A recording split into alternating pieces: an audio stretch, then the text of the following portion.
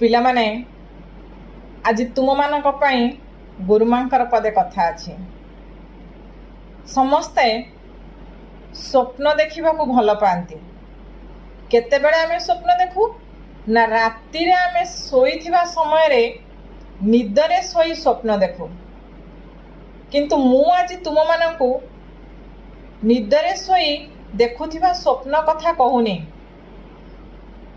ନିଦରେ ଶୋଇ ଦେଖୁଥିବା ସ୍ୱପ୍ନ ତୁମ ଜୀବନର ସ୍ୱପ୍ନ ନୁହଁ। ତୁମ ଜୀବନର ସ୍ୱପ୍ନ ତୁମକୁ କେବେ ଶୁଆଇ ଦିଏ ନାହିଁ ବା ଦେବ ନାହିଁ। ଯେଉଁ ସ୍ୱପ୍ନ ତୁମ ଆଖିରୁ ନିଦ ଛଡ଼ାଇ ନେବ, ତୁମକୁ କେବେ ଶୁଆଇ ଦେବ ନାହିଁ, ସେଇଟା ହିଁ ତୁମ ଜୀବନର ସ୍ୱପ୍ନ। ତେଣୁ ପିଲାମାନେ ନିଦରେ ଶୋଇ ଦେଖୁଥିବା ସ୍ୱପ୍ନକୁ ସବୁବେଳେ ଭୁଲିଯାଅ।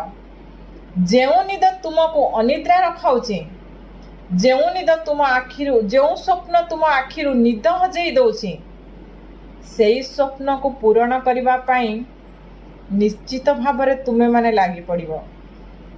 ଆଉ ସେଇ ନିଦ ହଜା ସ୍ୱପ୍ନକୁ, ଖୋଲା ଆଖିରେ ଦେଖୁଥିବା ସ୍ୱପ୍ନକୁ ତୁମେ ପୂରଣ କରିପାରିଲେ ସଫଳତା ତୁମ ହାତ ମୁଠାରେ ଆସି ପହଞ୍ଚିବ। ତେଣୁ ଆଜି